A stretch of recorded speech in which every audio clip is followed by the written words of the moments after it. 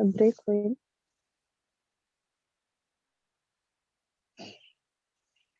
आवाज जेव्हाही ब्रेक होईल तेव्हा थोडंसं सांगाल म्हणजे नेटवर्क सर्च करता येईल. सो धम्म देखना को कंटिन्यू करने जा रहे हैं. जब हम इस संसार में जीवित होते हैं तब बुद्ध कहते हैं कि इस संसार में पुनः पुनः उत्पन्न होने का एक ही कारण होता है कि तन्हा तृष्णा अपने चित्त में उत्पन्न होती है और तृष्णा के बीज जो है वो अहंकार से उत्पन्न होते हैं. तो जब हम जन्म लेते हैं धीरे धीरे इस संसार को समझने लगते हैं, किसी अवधि पर पहुंच जाते हैं तो बुद्ध कहते हैं कि दुख में पड़ने का एक महत्वपूर्ण कारण है जो है अहंकार, जो हमें सच्चाई तक नहीं पहुंचने देता, गलत रास्ते पे लेके जाता है. तो हर इंसान को किसी न किसी बात का अहंकार उत्पन्न हो जाता है, वो समझ नहीं पाता. मान लो कि कोई सुंदर है तो उसको अपनी सुंदरता पे अहंकार हो जाता है. किसी के पास बहुत धन संपत्ति है तो उसको अपने धन संपत्ति का नशा हो जाता है, अहंकार हो जाता है. किसी के पास बहुत बड़ी डिग्री है, बहुत बड़ी नौकरी है, या फिर बहुत सारी उसके पास में वस्तुएं हैं, चीजें हैं जो बहुत अनमोल है, तो उसका उससे घमंड हो जाता है. हमेशा वो दूसरों को नीचा ठहराता है, घमंड से क्रोध करता है, अच्छे बुरे की पहचान नहीं कर पाता. तो अहंकार में इंसान अंधा हो जाता है. जो अच्छाइयाँ है उससे दूर होते जाता है, उसे भूल जाता है और सिर्फ मैं ही श्रेष्ठ हूँ, इस तरह की भावना चित्त में उत्पन्न होकर एक अज्ञानी व्यक्ति अहंकार में लपट जाता है. उसको अच्छे बुरे की कोई समझ नहीं होती और इसी अहंकार के कारण वह इस भव चक्र में अटक जाता है. लेकिन बुद्ध कहते हैं कि ज्ञानी सत्पुरुष जो होते हैं वो ऐसे नहीं करते. वो किसी बात पर घमंड नहीं करते, किसी चीज से अहंकार नहीं करते, कभी दूसरों को नीचा नहीं ठहराते. आज ऐसे ही एक सुंदर बुद्ध वचन यहाँ पे हम धम्मदेशना के रूप में देने जा रहे हैं. इस बुद्ध वचन में बुद्ध कहते हैं कि किस तरह से एक सुंदर स्त्री अपने पाप कर्म में लीन हो जाती है. एक धर्म पर आरूढ़ एक स्त्री कैसे पापों से मुक्त रहती है. ये भगवान बुद्ध के समय के एक सत्य वचन है, ये सत्य घटना है. आशा करते हैं कि इस धम्मदेशना से हमें भी वो धम्म उत्पन्न हो. हम बुद्ध के इस सत्य वचन को जानकर इस जीवन का महत्व समझकर हम धम्म के मार्ग पर चले. तो बुद्ध के समय कुरुक्षेत्र में ब्राह्मण कुल में एक बहुत ही सुंदर लड़की ने जन्म लिया. वो इतनी सुंदर थी कि उसकी सुंदरता का वर्णन कोई कर नहीं सकता, इतनी सुंदर. तो उसका नाम रखा गया था मागंती, जो बहुत सुंदर थी. माँ बाप ने उसके लिए अ, अलग से उसकी इच्छाओं को पूर्ण करने के लिए अलग से पूंजी जमा करना स्टार्ट कर दिया.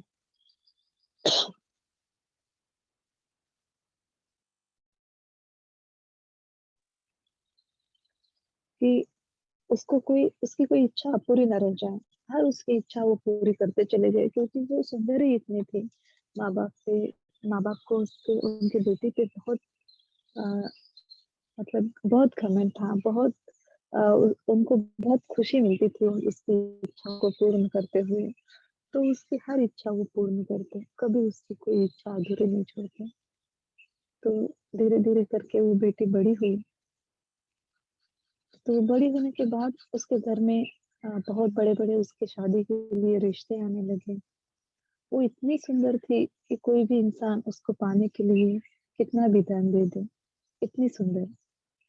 लेकिन उसके माँ बाप की एक ही इच्छा थी कि उनकी बेटे की शादी ऐसे पुरुष से हो, ऐसे सुंदर व्यक्ति से हो कि वो उससे भी सुंदर रहे या फिर उसके बराबरी में तो भी रहे। तो ऐसा पुरुष वो ढूँढ रहे थे। बहुत तलाश करने के बाद भी अ, उन माता-पिता को उस लड़के के लिए ऐसा सुंदर पुरुष नहीं मिला। तो वो तो पहले ही ब्राह्मण थे, तो ब्राह्मण होने के कारण वो यज्ञ-याग करना शुरू कर दिए, पूजा-हवन शुरू कर दिए, ताकि उस पूजा-हवन से भगवान आशीर्वाद दे दें और उनके लिए कोई बेटे के लिए कोई अच्छा उससे भी सुंदर पुरुष उनको मिल जाए। तो इतना करने के बाद भी कोई इतना सुंदर पुरुष उस उसके जितना सुंदर पुरुष उनको नहीं मिला। तो पिता बहुत ही परेशान होने लगे, यहाँ-वहाँ जाने लगे ढूँढने के लिए। ऐसे ही जब एक दिन मागंदी के पिताजी जंगल से कहीं दूसरे शहर की ओर जा रहे थे, तो उन्होंने एक देखा कि एक पेड़ के नीचे बहुत एक सुंदर पुरुष बैठा है। तो मागंदी के पिता ने उस पुरुष की तरफ देखा तो उनकी नजरें ही नहीं हट रही थी उस पुरुष के ऊपर से। उतना सुंदर वो पुरुष था, वो लड़का था। तो मागंदी के पिता जो है, वो इतने खुश हुए कि उनको ये लगा कि बस यही वो लड़का है कि जिससे मैं मेरी बेटी की शादी कर सकूँ। तो बहुत खुश हुए उस लड़के को देख, उस पुरुष को देख और खुशी के मारे वो वहाँ वहीं से घर लौट गए। और वहाँ घर जाके अपनी पत्नी से, अपनी बेटी से झूम-झूम के कहने लगे कि आज हमें वो पुरुष सत्पुरुष मिल गया है जो बहुत सुंदर है, अपनी बेटी से भी ज़्यादा सुंदर। मैं उसी से अपनी बेटी की शादी करवाऊँगा। बेटे को कहते हैं कि जल्दी आप सज-धज जाओ, बहुत सजो, ताकि वो सत्पुरुष आपको देखते रह जाए। वो पुरुष जो है आपके रूप पे मोहित हो जाए। तो बेटी भी बहुत खुश हो जाती है कि मेरे से भी सुंदर पुरुष मेरे पिताश्री को मिला है। तो वो भी बहुत खुशी के मारे तैयार होने लगती है। मागंदी के पिता अपने पत्नी से कहते हैं कि ऐसा सत्पुरुष तो मैंने इतना तेजस्वी रूप मैंने आज तक किसी का नहीं देखा। वो जो लड़का है वो इतना सुंदर है कि उसका रंग मानो सोने के जैसा। पूर्ण शरीर के अंग से वो परिपूर्ण, शक्तिशाली ऐसा वो पुरुष मुझे मिल गया है। अपनी बेटी से भी कई गुना अधिक वो सुंदर है। जब मैंने उसे देखा तो ऐसे लगा कि कहीं वो दिव्य लोक से उतरा हो। एक असर्वसाधारण व्यक्ति है वो। आज हम उन्हीं से अपनी बेटी की शादी के लिए बात करेंगे और उनसे अपनी बेटी की शादी करवा देंगे। तो जल्द ही बेटी को सजा-धजा के वो उस जंगल की तरफ निकल गए। मागंदी के पिता, उसकी माता और मागंदी। वहाँ जाके देखने लगे तो वो पुरुष वहाँ नहीं था। तो उसके पिता यहाँ-वहाँ ढूँढने लगे कि अरे! कहीं वो दिव्य लोक से उतरा हुआ कोई दिव्य व्यक्ति तो नहीं था, वो गायब तो नहीं हो गया। ऐसे सोच-सोच के बहुत चिंताग्रस्त होके वो वहाँ ढूँढने लगा उस पुरुष को। तो ढूँढने लगे तो एक पेड़ के नीचे फिर से वो दिख गए।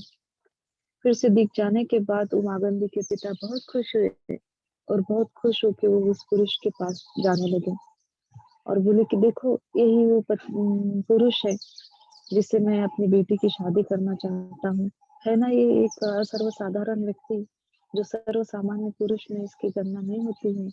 इतना ये सुंदर है, मान लो कि दिव्य लोक से उतरा है।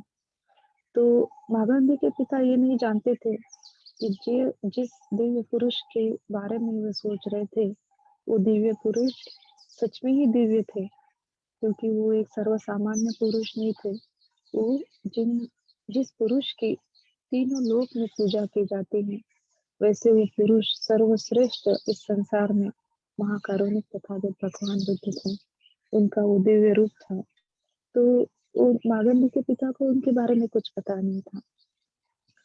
तो जो राग द्वेष से पूरी तरह से मोह से परिपूर्ण नष्ट कर चुके थे, जिनके चित्त में वालु के कण मात्र भी तृष्णा जिनके चित्त में नहीं थी, ऐसे पुरुष को वो तृष्णायुक्त चित्त से देख रहे थे, नजरों से देख रहे थे। तो मागंदी के पिता उनके पास चले गए और उनके बारे में कुछ नहीं पूछा, सिर्फ वही बोलना शुरू कर दिया कि आपको मैंने मेरी बेटी के लिए चुना है। मेरे पास इतनी धन संपत्ति है और मेरे पास इतनी सुंदर बेटी है कि मेरी बेटी की तरह इस संसार में कोई सुंदर नहीं। इतनी अधिक सुंदर मेरी बेटी है, तो आप मेरी बेटी से शादी कर लीजिए। मैं आपको मेरा सारा धन दूँगा, सारी खुशियाँ दूँगा। आप मेरी बेटी से आप मेरी शादी कर लीजिए। तो भगवान बुद्ध उनकी तरफ देखने लगे और मुस्कुराने लगे। मुस्कुराते हुए भगवान बुद्ध बोले कि ब्राह्मण, आप मुझे राग में, तृष्णा में फँसाने के लिए यहाँ उत्पन्न हुए हैं। आपको पता है कि जब मैं इस संसार में सर्वश्रेष्ठ पुरुष बना, तब मारा ने अपनी तीनों कन्याओं के साथ मुझ पर अटैक किया। रागा, तन्हा, मोहा जो मार कन्याएं हैं, वो इतनी सुंदर है कि पृथ्वी लोक से अगर उस उनकी सुंदरता को कोई देखे, तो उनकी सुंदरता को देखते ही वो मर जाए। उसको पाने के बगैर वो मर जाए। इतनी सुंदर वो मार कन्याएं हैं, जो मुझे हराने के लिए, मेरे चित्त को विचलित करने के लिए मेरे पास आई थी। लेकिन मैंने एक पल के लिए भी उनकी सुंदरता पर मैं मोहित नहीं हुआ, मेरा चित्त नहीं डगमगाया।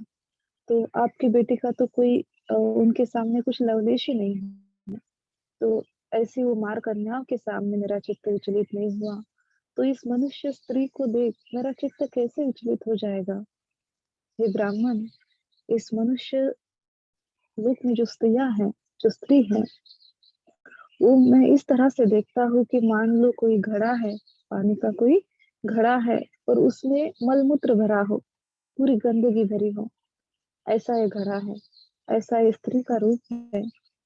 उसका ये बाहरी रूप जैसा सुंदर है, उसका अंदरी जो रूप है, उसके अंदर से जो उसका रूप है, वो मान लो कि किसी घड़े में पूरा मलमूत्र भरा हो, पूरी गंदगी भरी हो, ऐसा इसका रूप है।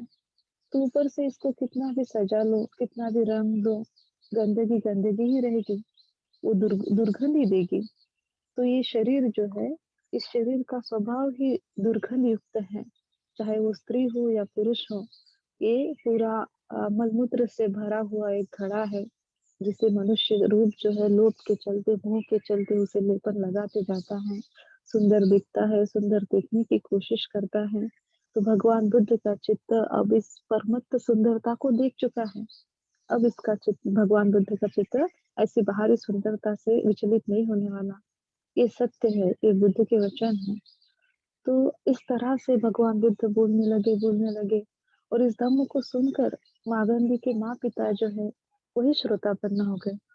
इस सत्य धम्म को सुनकर उनकी पारमिताएं फलित हो गई। वो भगवान बुद्ध के शरण में चले गए। लेकिन मागंदी जो थी, वो अपने रूप के अहंकार में इतनी विचलित थी कि उसको भगवान बुद्ध का कोई भी शब्द सुनाई नहीं दे रहा था। जैसे जैसे भगवान बुद्ध बोलते जा रहे थे, मागंदी के चित्त में क्रोध उत्पन्न होते जा रहा था। वो क्रोध से लाल हो रही थी। वो बोल रही थी कि ये कौन सर्वसाधारण पुरुष है, जो मेरी जैसी विश्व सुंदरी लड़की को मलमूत्र से भरा घड़ा बोलने लगा है, मुझे गंदगी युक्त शरीर बोलने लगा है। तो वो भगवान बुद्ध का विरोध करने लगी और बहुत गुस्सा करने लगी। लेकिन उसके माँ पिताजी उसको समझाते रहे कि नहीं, ये जो सत्पुरुष बोल रहा है यही सत्य है, क्योंकि वो तो श्रोतापन्न हो चुके थे।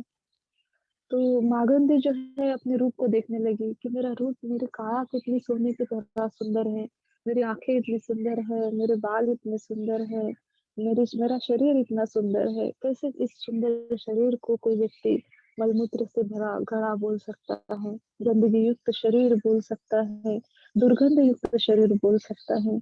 तो उसे बहुत गुस्सा आने लगा और वो बुद्ध से बैर करने लगी और वहां गुस्से से वो चली गई और जाते जाते बोल रही थी कि ये जो इंसान है जिसने मेरे सुंदर शरीर को गंदगी युक्त बोला है, मलमूत्र से भरा घड़ा बोला है, मैं इसको जरूर सबक सिखाऊंगी।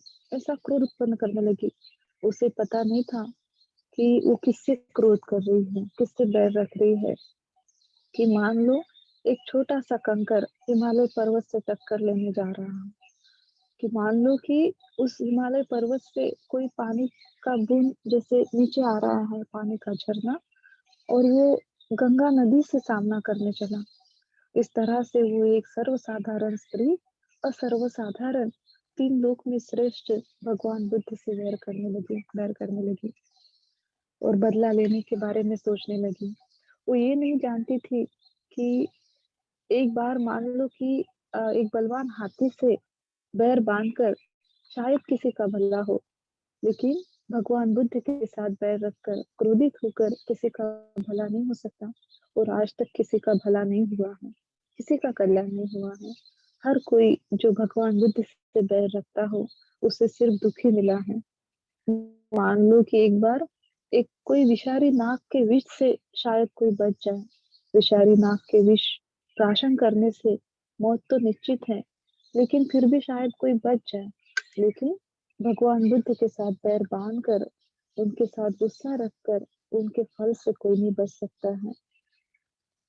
बुद्ध कहते हैं कि एक बार मान लो कि आग का जो ज्वालामुखी होता है, उससे टकरा कर उस आग से कोई बचा, लेकिन भगवान बुद्ध के साथ पैर रखकर ना भूतकाल में, ना भविष्य काल में, ना वर्तमान में कोई किसी का भला नहीं हुआ है।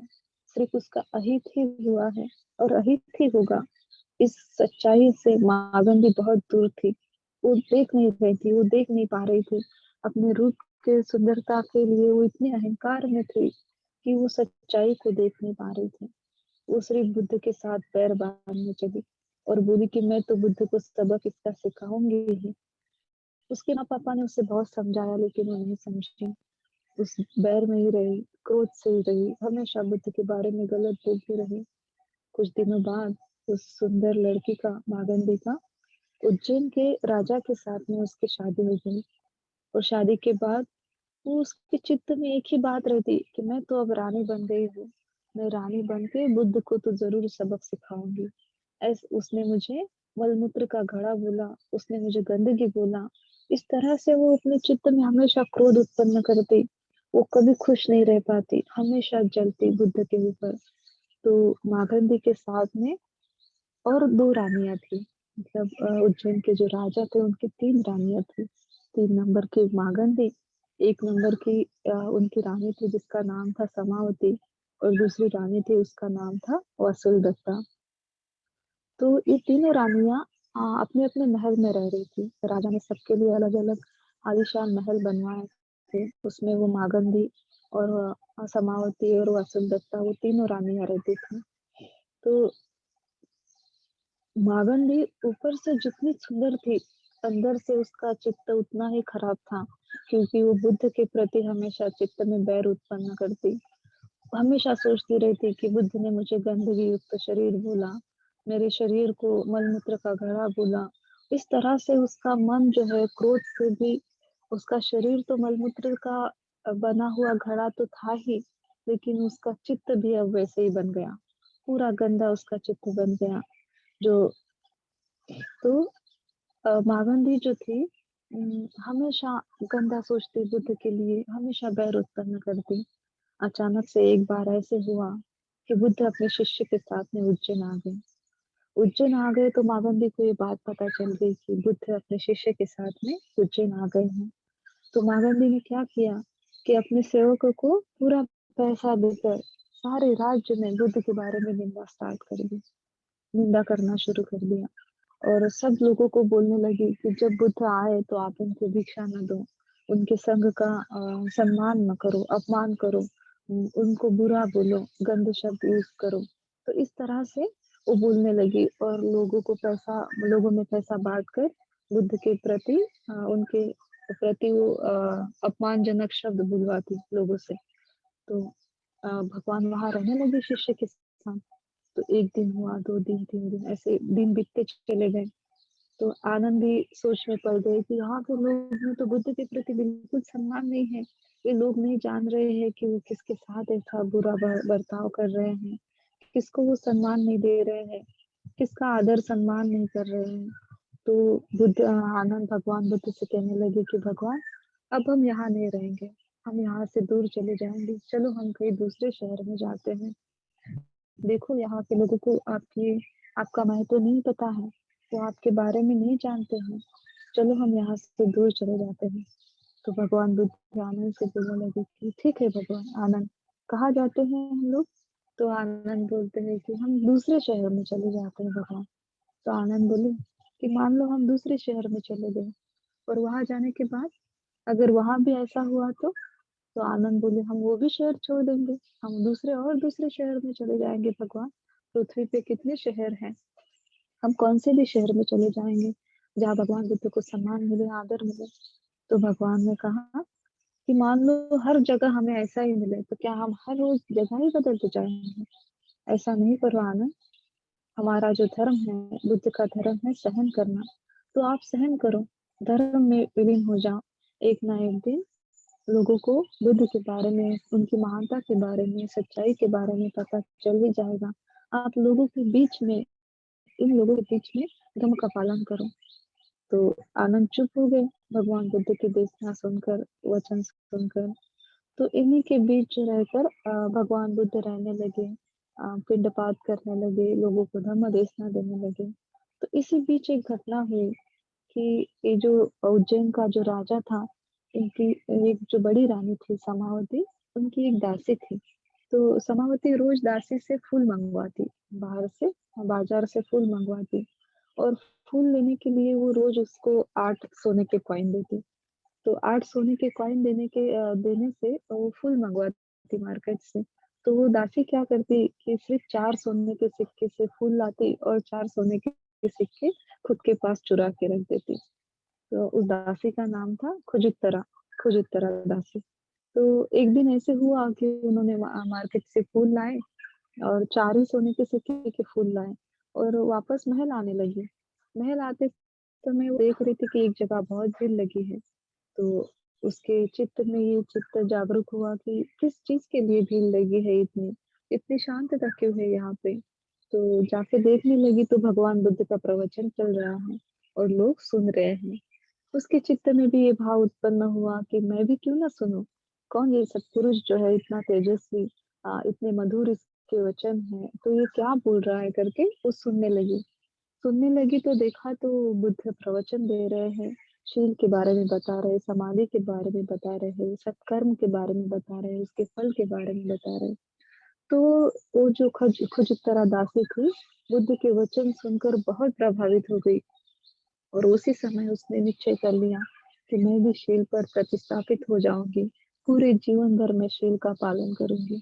आज तक मैंने क्या किया मैं इसके बारे में नहीं सोचूंगी, लेकिन आज के बाद मुझे क्या करना है ये मैं जान चुकी हूँ।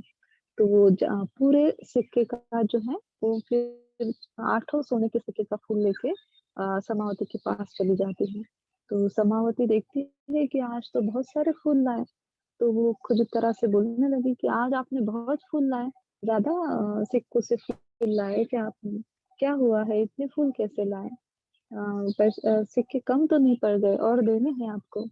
तो खुद तरह दासी बोलने लगी समावती से कि नहीं, रानी साहिबा, आज मैंने आपके पूरे सिक्के से फूल लाए हैं। आज तक तो मैं आपके 4 सोने के सिक्के जो है वो चुराती थी, अपने पास रखती थी और 4 ही सोने के सिक्के के फूल लाती थी। लेकिन आज मुझे ऐसे सत्पुरुष का दर्शन हुआ और जिन्होंने मुझे सील सिखाए, उस सील को प्रस्थापित कर उस पर आरूढ़ होके मैंने ठान लिया कि मैं उसका पूरी तरह से प्रतिपालन करूंगी। मैं कभी भी चोरी नहीं करूंगी, झूठ नहीं बोलूंगी, मैं शील का पालन करूंगी। अब मैं इस जीवन का महत्व जान चुकी हूँ। तो समावती उससे देखकर बहुत आश्चर्यचकित हो गई कि सिर्फ एक बार किसी सत्पुरुष के वचन सुन के इस दासी में इतनी इतना बदलाव कैसे आ गया? जरूर वो सत्पुरुष कोई महान व्यक्ति होगा। तो अगर वहां कोई सर्वसाधारण स्त्री रहती, रानी रहती, तो उसके चित्त में और क्रोध आता कि ये दासी मेरे पैसे चुराती थी, तो उसको दंडित करती। लेकिन समावती ने ऐसे नहीं किया। समावती का चित्त पहले से धर्म के मार्ग पर आरूढ़ था। तो वो नहीं जानती थी बुद्ध के बारे में, लेकिन वो सोचने लगी कि जरूर कोई सत्पुरुष होगा कि जिसके वचन सुनकर इस दासी में इतना परिवर्तन हुआ है। तो वो वचन क्या हो सकते हैं? तो मैं भी उसको सुनना चाहती हूँ। मेरे साथ जो मेरी 500 सहेलियां हैं वो भी उसे सुनना चाहती हैं। तो समावती ने उस दासी, खुजितरा दासी से याचना की कि आपने जो भी धम्म सुना है वो सत्पुरुष से आप हमें बताओ, हम भी धम्म सुनना चाहते हैं। तो ऐसे धम्म नहीं सुना समावती ने। समावती ने उस दासी को पूरे सुगंधित द्रव्यों के साथ उसको स्नान करवाया, उसको राजघराने के कपड़े पहनाए, उसको उच्च आसन पे बिठाया और बोले कि जो तू सद्धम्म दे रही है, तो उस सद्धम्म को बहुत ऊंचा है, तो उस धम्म को हम ऊंचाइयों पे रख के सुनेंगे। तो रानी ने उससे धम्म सुना। धम्म सुनते ही रानी के चित्त में बुद्ध धम्म संघ के प्रति बहुत श्रद्धा उत्पन्न हुई। उसी के चित्त में नहीं तो उसके साथ जो 500 स्त्रियां थी, जो सेवक थे, जो उसकी सहेलियां थी, उसके चित्त में भी बुद्ध धम्म संघ के प्रति बहुत श्रद्धा जागरूक हुई। और वो रानी फिर क्या करने लगी, रोज समावती को पैसे देने लगी कि जाओ बाजार से फूल भी लाओ, और आज भी जहाँ वो सब कुछ देशना देंगे उनसे देशना सुनकर आके हमें बताओ, क्योंकि रानी को बाहर जाने की अनुमति नहीं थी। तो इस तरह से वो खुजतरा दासी रोज जहाँ जहाँ बुद्ध के प्रवचन चलते वहां जाती, धम्म सुनती और आकर फिर समावती को बताती। ऐसे सुन सुन कर ही समावती जो है बुद्ध धम्म संघ के प्रति बहुत श्रद्धावान बन गई। तो उसके चित्त में इतनी इच्छा उत्पन्न हुई कि मैं कब बुद्ध को देखूं, लेकिन उसको बाहर जाने की अनुमति नहीं थी। वो दासी को बोलने लगी कि खुजुत्तरा, मुझे बुद्ध को देखने की बहुत इच्छा हो रही है। मैं ऐसा क्या करूं कि मैं बुद्ध को देख पाऊं? हम तो बाहर नहीं जा सकते। राजा ने मनाही की है कि रानी सर्वसाधारण लोगों के बीच नहीं जा सकती, तो मैं क्या करूं? तो खुजुत्तरा ने रानी को एक उपाय बताया कि महारानी, आप एक काम कर सकते हो। आपके महल की जो ये दीवार है, अगर आप इसमें थोड़ा सा छेद कर दो, तो बुद्ध रोज यहाँ से गुजरते हैं। बुद्ध का ये रास्ता है, यहाँ से बुद्ध जाते हैं अपने संघ के साथ। तो आप यहाँ से बुद्ध को देख पाओगे, बुद्ध की पूजा कर पाओगे। तो रानी बहुत खुश हुई, उसने तुरंत ऐसे ही कर दिया। उसने अपने महल के दीवार पे छेद करके वहां से बुद्ध को देखने लगी। तो बुद्ध रोज वहां से जाते। तो रानी रोज बुद्ध को देखती, उनकी पूजा करती, वहीं से उनको वंदन करती। ऐसा देख देख के और बुद्ध को देख के मागा, और खुद तरह से बुद्ध के वचन सुनकर वो समावती जो है धम्म में पूरी तरह से प्रस्थापित हो गई। एक दिन ये बात मागंदी को पता चल जाती है। मागंदी को ये पता चल जाता है कि समावती जो है अब इस महल को छेद करके वहां से बुद्ध को देखती है, उसकी दासी से वो धम्म सुनती है। तो क्यों वो बुद्ध का धम्म सुनती है, इसके लिए भी मागंदी के चित्त में बहुत क्रोध उत्पन्न हुआ। इतना क्रोध उत्पन्न हुआ कि वो क्रोध से लाल हो गई, और वो ये सोचकर क्रोध करने लगी कि कैसे समावती बुद्ध की पूजा करती है। तो बुद्ध की पूजा करने पर भी उसके जो बुद्ध की पूजा करता है उस पर भी उसको क्रोध आने लगा, समावती पर। क्योंकि उसके चित्त में तो पहले से ही बुद्ध के लिए बैर था, बैर बांध ली थी वो। तो क्रोध युक्त चित्त से समावती ने सोचा कि मैं ऐसा क्या करूं कि समावती को मैं कष्टित कर दूं, उसको दुख पहुंचाऊं, और वो बुद्ध की पूजा करना छोड़ दे, बुद्ध के वचन सुनना छोड़ दे। मैं ऐसा क्या करूं? तो वैसे ही सोच में रह के उसने एक षड्यंत्र रचा। षड्यंत्र ये रचा कि उसने राजा के पास गई, राजा से जाके बोलने लगी कि समावती रानी जो है अब वो शीलवान नहीं रही है, अब वो आपके प्रति ईमानदार नहीं रही, वो किसी और पुरुष से प्यार करने लगी है। देखो उसने दीवार में छेद करवाया है, वहां से वो उस पुरुष को देखती है, उससे बातें करती है, उससे मिलती है। तो राजा जाकर देखने लगा कि सच में समावती ने ऐसे किया है या नहीं। तो राजा जाके देखता है कि दीवार में जो है समावती ने छेद करवाया है। और राजा देख के छेद को देखता है और समावती से पूछता है कि आपने ये दीवार में छेद क्यों करवाया, क्या कारण है इसका? तो समावती राजा से माफी मांगती है और बोलती है कि राजा साहब, महाराज, मैं किसी आपके आपके सिवा मैं किसी और पुरुष से प्यार नहीं करती हूँ। मेरा चित्त पूरी तरह से शुद्ध है।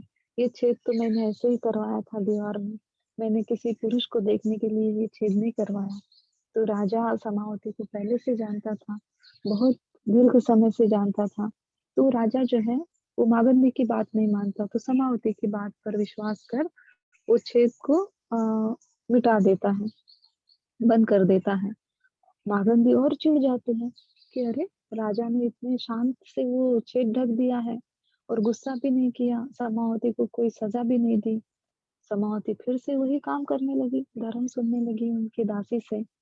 तो मागंदी ने फिर और षड्यंत्र करना स्टार्ट कर दिया, शुरू कर दिया। और उसने दूसरा षड्यंत्र ये रचा कि वो राजा से बोलने लगी, राजा, आपको मुझ पे यकीन नहीं है ना कि समावती किसी और पुरुष से प्यार करती है? वो किसी और पुरुष से मोहित होने लगी है। वो आपसे प्यार नहीं करती, आपको मारने के लिए वो सोच रही है। तो देखो, मैं आपको उसका प्रूफ देती हूँ करके, पूरा उसका पुरावे के साथ मैं देती हूँ कि समावती आपसे प्यार नहीं करती।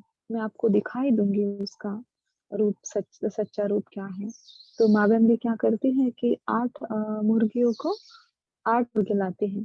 8 मुर्गे लाके राजा के सामने सेवक के पास देती है मुर्गों को और बोलती है कि जाओ और समावती से बोलो कि इस मुर्गे से सब्जी पकाकर राजा को खानी है। और राजा की आज्ञा है, राजा चाहता है कि समावती ही उसके लिए सब्जी पकाए इस मुर्गे से।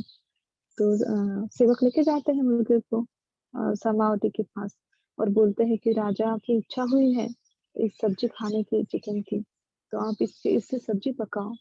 समावती तो पहले ही धर्म के मार्ग पर इतनी आरूढ़ हो चुकी होती है, इतनी शील में प्रतिस्थापित हो चुकी होती है, तो वो जिंदा मुर्गों को मार नहीं सकती। वो डिनाई कर देती है, मना कर देते हैं और जाकर सेवक को बोलती है कि मैं इस मुर्गों को मार नहीं सकती, मैं इससे सब्जी नहीं पका सकती। आप राजा से जाके बोल दो कि समावती रानी इस मुर्गों को मार कर सब्जी नहीं पका सकते। तो वो जो सेवक है, वो मागंदी के षड्यंत्र से चलता है। वो सिर्फ आके राजा को इतना बताता है कि समावती बोलती है कि मैं मुर्गों की सब्जी नहीं पका सकती। राजा सुनते लगता है तो मागंदी क्या करती है फिर, उन राजा के सामने मरे हुए मुर्गे को लाती है और वो सेवक के हाथों भेजती है और राजा के सामने बोलती है कि जाओ सेवक, समावती से कह दो कि इस मुर्गे की सब्जी पकाकर राजा को भिक्षु संघ को दान देना है। तो राजा सेवक ऐसे ही मुर्गों को लेके जाता है, मरे हुए मुर्गों को, और समावती से बोलता है कि समावती, रानी साहिबा, राजा का आदेश है कि इससे आप सब्जी पकाओ, राजा को भिक्षु संघ को दान देना है, जो संघ आया है अपने राज्य में उनको दान देना है। तो वो बहुत खुश हो जाती हैं कि अरे, बुद्ध को दान जा रहा है, संघ को दान जा रहा है। लेकिन वो देखती है कि वो मुर्गे तो मरे हुए हैं, वो तो मिट्टी के समान है, उसमें जीव नहीं है, तो ये हत्या नहीं हुई। तो वो उसकी सब्जी पकाती है और राजा के सामने वो सेवक लेके जाता है। मागंदी फिर से बोलने लगती है कि देखो राजा, किस तरह से मागंदी ने जब भिक्खू के लिए कहा तो सब्जी पका दी, लेकिन आपके लिए कहा तो सब्जी नहीं पकाई है। तो समावती जो है, वो बिल्कुल आपके प्रति उसके चित्त में स्नेह नहीं रहा है, प्यार नहीं रहा है, वो किसी और से प्यार करती है। फिर भी राजा जो है मागंदी की बातों में नहीं आता, छोड़ देता है सुन के कि चलो कोई बात नहीं, कुछ कारण रहा होगा। फिर मागंदी जो है तीसरा षड्यंत्र रचती है। राजा हर सप्ताह में एक बार, एक एक सप्ताह एक एक रानी के महल में रहने लगता था। तो मागंदी के महल में रहने के बाद जब समावती के महल में रहने की बारी आती, तो मागंदी पूरे षड्यंत्र के साथ में तैयार थी। जो राजा जो है उसको वीणा बजाने की आदत थी, वो एक म्यूजिकल इंस्ट्रूमेंट राजा बजाता रहता है। तो उसमें वो सांप रख देती है, एक विषैली सांप उसमें छुपा देती है वीणा में, और राजा से बोलती है कि राजा साहब, आप समावती के कक्ष में नहीं जाओ, समावती आपको मारने की पूरी कोशिश कर रही है। मैंने सपने में देखा कि वो आपको मारना चाहते हैं, मेरा सपना कभी झूठा नहीं हो सकता, तो आप नहीं जाओ। तो राजा नहीं सुनता उसकी बातों को, राजा बोलता है कि मागंदी हमेशा ही कुछ ना कुछ बुरा बोलती रहती है समावती के बारे में, मैं इस बातों में नहीं आऊंगा। और राजा जाने लगता है समावती के कक्ष में। तो मागंदी बहुत जिद करने लगती है कि राजा साहब, मैं आपसे बहुत प्यार करती हूँ, मैं आपको अकेले नहीं जाने दूंगी, आप अकेले चले जाओगे तो समावती आपको मार देगी। तो जबरदस्ती से वो मागंदी भी राजा के पीछे पीछे चले जाते हैं समावती के कक्ष में।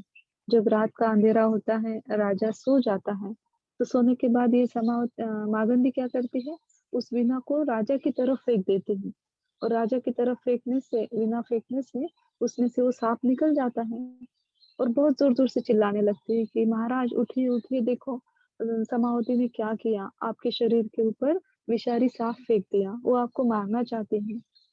राजा नींद से बहुत खड़बड़ी से उठ जाता है, देखता है कि बहुत विषारी सांप उसके बिस्तर पे है। तो राजा उस सांप को देख के पूरी तरह से क्रोधित हो जाता है और उसके चित्त में तो ये समावती वो मागंदी ने भरा ही होता है कि समावती आपको मारना चाहती है, मैंने सपने में देखा। तो राजा जो है उस पर यकीन कर लेता है अब कि सच में मागंदी सच ही बोल रही थी। मैंने 1 नहीं, 2 नहीं 3 बार अभी इसका अनुभव किया है कि समावती जो है अब मेरे प्रति उसमें स्नेह नहीं रहा। वो मुझे मारना चाहती है, इसी के चलते इसने ये विषारी साँप मुझ पे फेंक दिया है।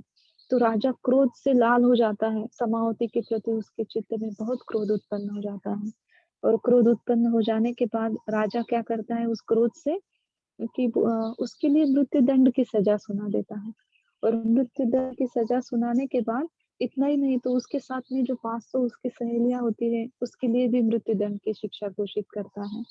विषारी धनुष्य बाण को तीर को चलाने की पूरी तैयारी करता है कि समावती के ऊपर विषारी तीर चलाओ, बाण चलाओ और उसको मार दो समावती को। तो समावती सोच में पड़ जाती है कि मैं मेरी सच्चाई का कैसे राजा को यकीन दिलाऊं जब इस संसार में कोई दुखद घटना होती है, कोई बुरी घटना होती है, तो राजा उसका न्याय करता है। लेकिन अब तो घटना राजा के ही साथ हुई है। तो राजा मैं किससे मेरी सच्चाई बताऊँ? कौन मुझ पे यकीन करेगा? राजा को कौन समझाएगा? अब तो राजा ने आदेश दे दिया, तो राजा का जो आज्ञा है वही पारित हो जाएगी और राजा तो मुझे मार ही देगा। तो समावती के पास कोई दूसरा चारा नहीं रहता। तो वो बोलती है अपने सहेलियों को कि देखो, अपना जो सच है सिर्फ हम जानते हैं। तो सच्चाइयों पे विश्वास रख, आप पूरे लोग और मैं राजा के ऊपर मैत्री करेंगे। जैसे बुद्ध धम्म संघ की शिक्षा है, बुद्ध कहते हैं कि चाहे कोई कितना भी क्रोधित क्यों ना हो, अगर उसे नम्र कोई कर पाए तो सिर्फ सत्य है, मैत्री है। तो समावती और उसकी 500 सहेलियां मिलके और मागंदी के ऊपर और राजा के ऊपर मैत्री भावना करना शुरू कर देती हैं और इतनी मैत्री भावना में लीन हो जाते हैं जब राजा उसे मारने के लिए आता है उसके ऊपर विषारी तीर छोड़ता है तो तीर समावती के सामने जाके रुक जाता है उसे नहीं लगता और तीर वापस आ जाता है वो धनुष्य बाण जा गया हुआ धनुष्य बाण जो है तीर से चला हुआ वो वापस आ जाता है सारे लोग आश्चर्य से देखते हैं कि ऐसे कैसे हो गया तीर वापस कैसे आ गया समावती तो राजा देख के आश्चर्यचकित हो जाता है राजा को यकीन हो जाता है कि समावती जरूर कोई श्रेष्ठ स्त्री है ये कोई सर्वसाधारण स्त्री नहीं है ये शील में परिपूर्ण है ये बहुत आज्ञाधारी पत्नी है वो मुझे सम्मान देती है वो मेरी तरह से पूरी तरह से ईमानदार है तो राजा समावती के सामने झुक जाता है उसे वंदन करता है और बोलता है कि समावती मैं तुझ पे अब पूरी तरह से विश्वास करने लगा हूँ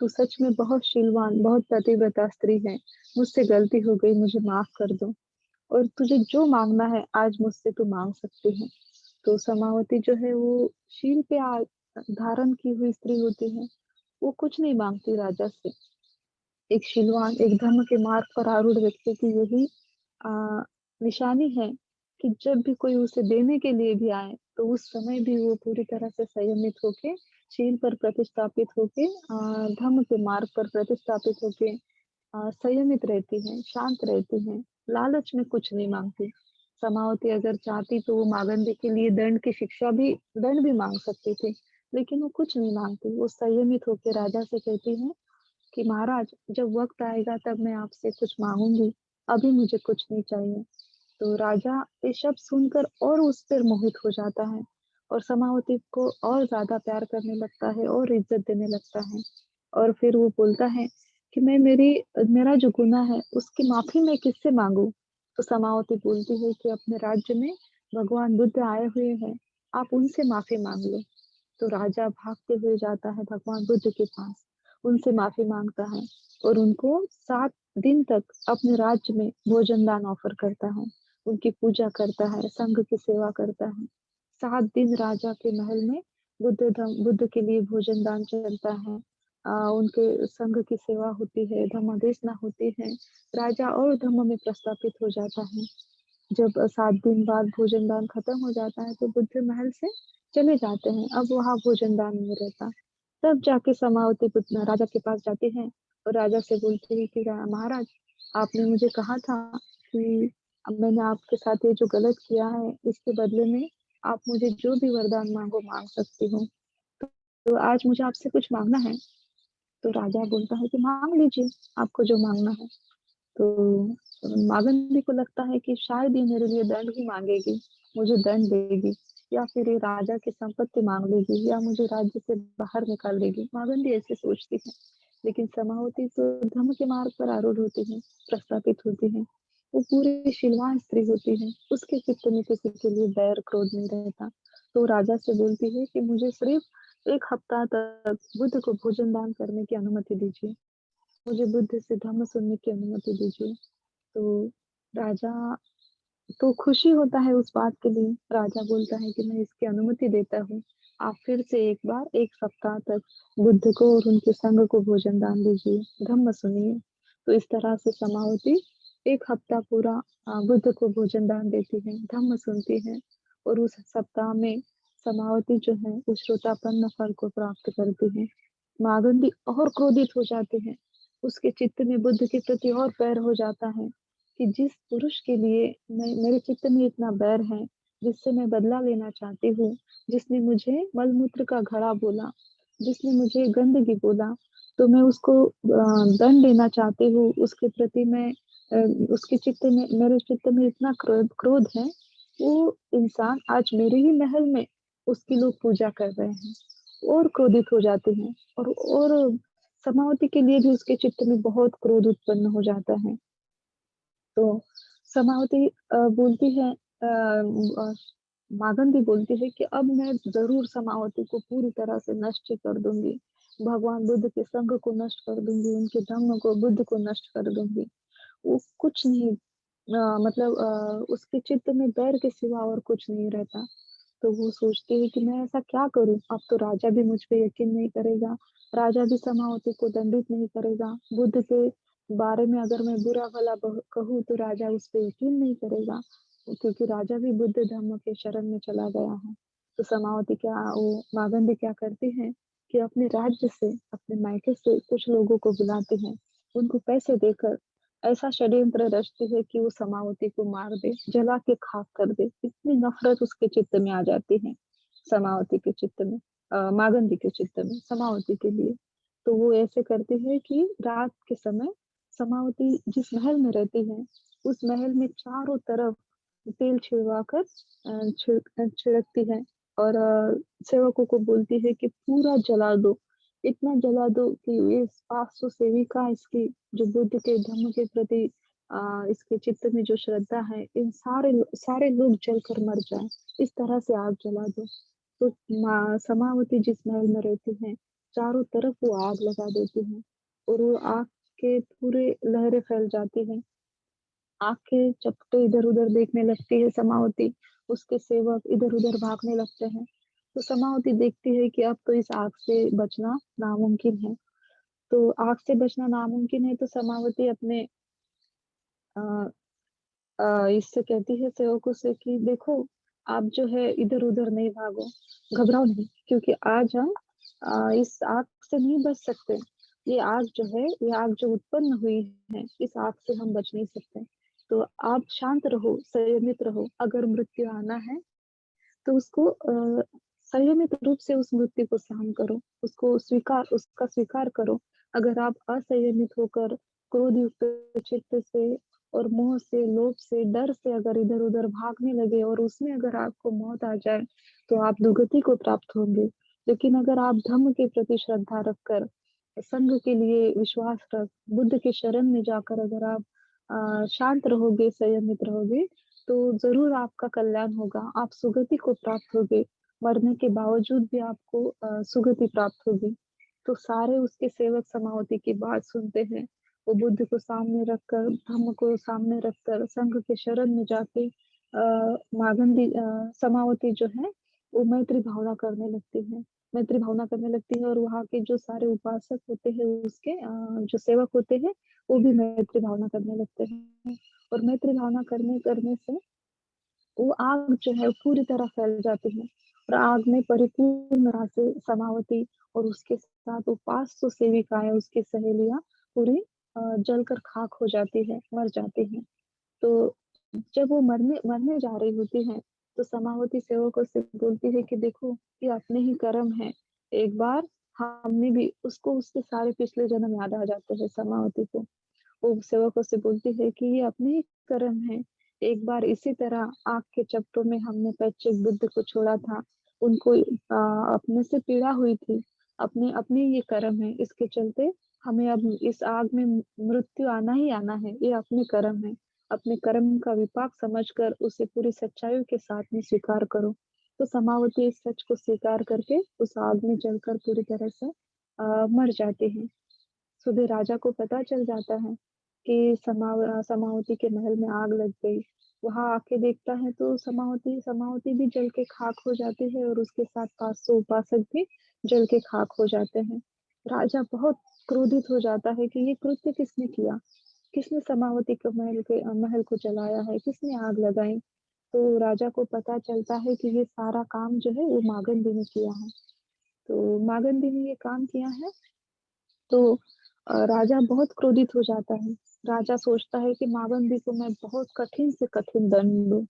तो राजा क्या करता है कि जमीन में पूरी तरह से बहुत बड़ा खड्डा करवाता है, और वो गड्ढे में पूरी आग भर देता है, और उसमें मागंदी के टुकड़े टुकड़े कर कर डालता है। इस तरह से कठिन शिक्षा मागंदी को देते हैं। और मागंदी के साथ में जो षड्यंत्र में दूसरे भी उसके सेवक, उसके सहकारी जो उसके साथ में थे, उनको भी वही शिक्षा देता है, दंडित करता है। तो मृत्यु के पश्चात मागंदी जो है, और उसके साथ उसके जो षड्यंत्र में उसके साथ शामिल लोग होते हैं, वो दुर्गति को प्राप्त होते हैं, भयानक नरक में चले जाते हैं। और समावती जो है, जो जल के खाक हो चुकी है, तो जब वो जल रही थी, वो अपने सेवकों से बोल रही थी कि सेवकों, दासियों, ये जो आग आप देख रहे हैं, इससे भी अधिक आग नरक में है, इससे भी अधिक आग दुर्गति में है। उसकी आग की पीड़ा, नरक की आग की पीड़ा हम तो कभी सोच भी नहीं सकते, इतनी कठिन है, इतनी भयानक है। तो इस आग, ये आग कुछ भी नहीं, अगर धम्म में रहकर हम इस आग को सहन करें और समता भाव में रहे, समाधि में रहे, तो हम जरूर इस आग में रह के भी सुगति को प्राप्त करेंगे। और ऐसा ही होता है। आग में जल के खाक होने के बाद भी धम्म के मार्ग पर आरूढ़ होने के कारण वो सुगति को प्राप्त होती है, दिव्य लोक में जन्म लेती है। और समावती के साथ साथ उसकी 500 सहेलियां भी सुगति में जाती हैं, दिव्य लोक में जन्म लेती हैं। और ये मागंदी जो है, वो यहाँ भी आग में रहती है, क्रोध की आग में रहती है, ईर्ष्या की आग में रहती है, अहंकार में रहती है। और उसका मृत्यु भी भयानक होता है, आग के चपेटों में उसका मृत्यु होता है, राजा उसको दंडित करता है।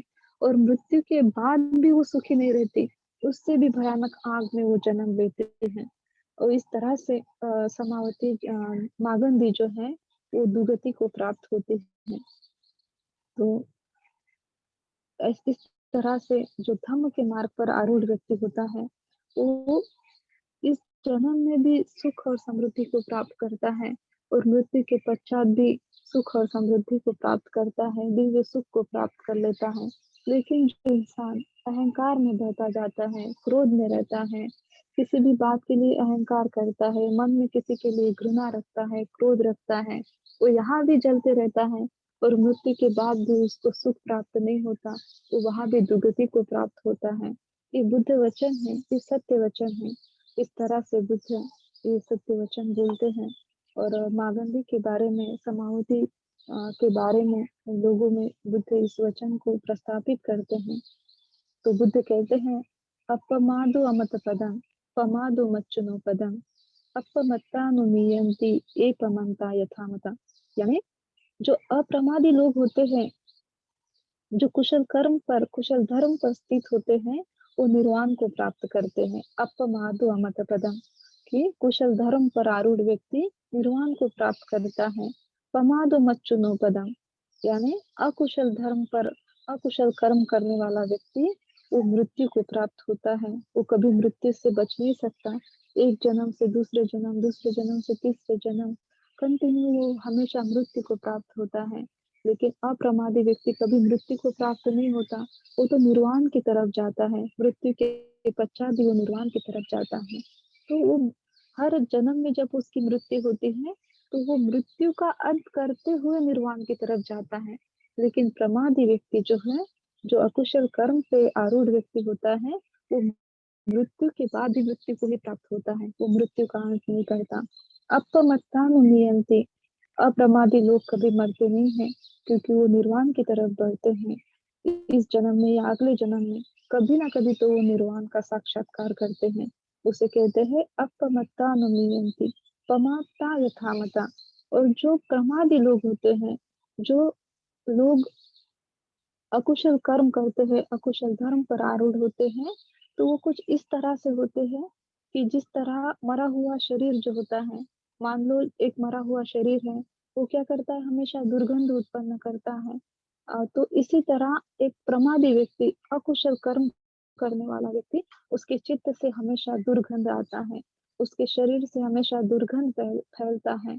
इस जन्म में भी वो दुर्गंध में रहता है अपने विचारों के कारण, और अगले जन्म में भी, हर जन्म में वो दुर्गंध में ही रहता है।